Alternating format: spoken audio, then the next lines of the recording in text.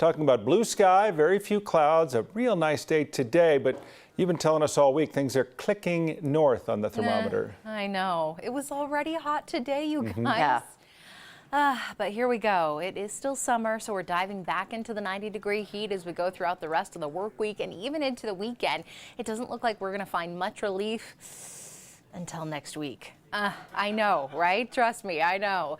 As we look outside, the views, they're spectacular. We have a couple of cumulus clouds building off to the east. Otherwise, it's going to be a pretty dry afternoon. Today marks day 46 in the 90s. Our 30-year average as far as how many 90-plus degree days we see here in Denver is 46. So here we are on August 9th, and we still have plenty of that summer heat to go.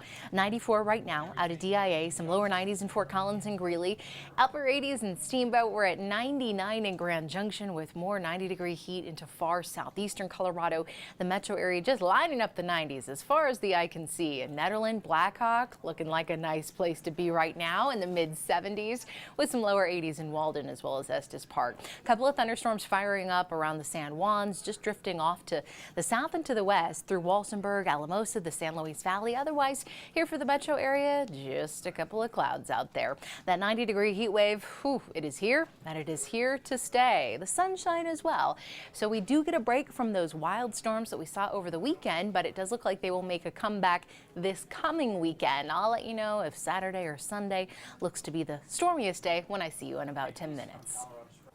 All right, thanks very much, Danielle. We turn now to the Colorado State Patrol saying that a woman from Loveland was killed in a crash that shut down I-25 up in Meade for hours today, and a child was also hurt. The crash involved a semi that was carrying construction equipment. 9 News reporter Noel Brennan has been looking into this for us. And Noel, you learned some new details just within the last 20 minutes. Yeah, Kim, we just learned the name of the woman who died, and she's 32-year-old Megan Arneson of Loveland. So again, this is just coming down the past 20 minutes or so. We're working to learn more about her. Right now, engineers are assessing damage to that bridge at I-25 in Weld County, Road 34. CDOT says it's safe for cars on I-25 to pass underneath, but the bridge itself is closed, and there's no timeline for it to reopen.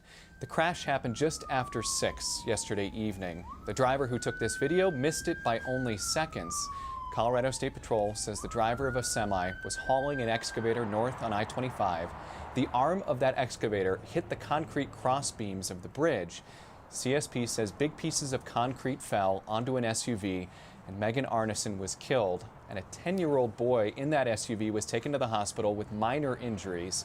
I-25 was closed in both directions for hours yesterday and reopened overnight about 1 this morning. CDOT says the bridge over I-25 was standard height, but unfortunately crews have seen this kind of a crash before. Our bridges get hit a lot. Now, not to this extent, fortunately, but every time one of our bridges gets hit, we have to send out our bridge crews to do an assessment. Fortunately, the bridges are pretty tough, and most of the time it doesn't take, closing it down to do all the measurements. This is an extensive hit. It is up to the engineers to decide what happens next. CDOT says there have been similar cases of trucks hitting bridges that resulted in a bridge being torn down and replaced. CDOT says it's too early to know the fate of this specific bridge. State troopers say they do expect charges to be filed in this crash, guys, but that has not happened yet. As soon as we learn that detail, we'll pass that along to you guys. Yeah, that was quite the accident. It closed the highway, and so many unanswered questions about what happened and who was where in that place. Yeah, absolutely. And how that excavator was secured to the truck, if it was improperly secured, those are questions that we have. And again, we're hearing that charges are expected and anticipated, but we don't know what those are. And when we learn them, we'll, of course, pass the information along. What a terrible weeks on the roads recently. Thank you, Noel. A big national story broke late yesterday. The FBI searched the home of former President Trump in Florida. Of course, we do know the search had something to do with Trump's alleged removal of documents from the White House. Here's NBC's Susan McGinnis with the latest. Fallout. How many crimes can you commit before you're held accountable? And fundraising. We will never give up. After the stunning FBI search of former President Trump's Mar-A-Lago residence.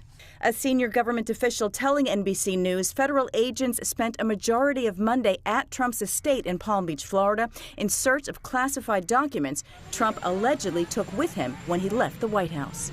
A federal judge clearly found that there was probable cause of a crime and that there would be probable cause that the evidence of that crime would be at Mar-A-Lago. Mr. Trump, can we get your reaction to the raid? The former president, who was not at the residence at the time, calling the search a raid, portraying himself as a victim, sparking protests and calls for violence online. Republican allies lining up in support. This unending desire to destroy Trump and his family is frustrating. I believed he was going to run before. I'm stronger in my belief now.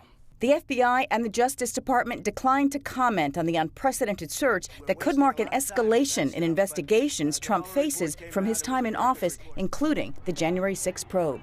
No person is above the law, not even the President of the United States, not even a former President of the United States. Despite his legal troubles, the former President of the United States retaining a firm grip on his party and eyes on another possible presidential run. Susan McGinnis, NBC News, Washington. As many loyal Republicans flock to his defense tonight, former President Trump will be having dinner with about a dozen House Republicans up at his home in Bedminster, New Jersey. Of course, the fight to reveal the former president's tax returns continues to move forward as well. And today, a federal appeals court approved a request that allows the House Ways and Means Committee to obtain the paperwork. That decision from the D.C. Circuit Court is a major defeat for Trump, who'd spent years trying to prevent the release of his tax information. Trump lawyers, though, could be appealing this decision and continue to extend that litigation. Serena Williams is retiring from tennis, just not in those exact words. This is coming from an article in Vogue and an Instagram post of the cover.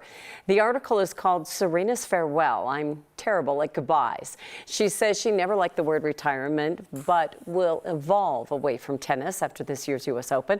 On Instagram, she said her focus will be on being a mom, her spiritual goals, and discovering a different but just as exciting Serena. The 23-time Grand Slam winner played her first singles match in more than a year at Wimbledon in June, losing to France's Harmony Tan. In Vogue, she said although she will try to win at the U.S. Open, it's time for her to move in a different direction. There are new details about the Deepwater Horizon disaster, now 10 years down the road. Plus, the Chip and Science Act is now the law of the land. What shortage this new law is aimed at curbing coming up.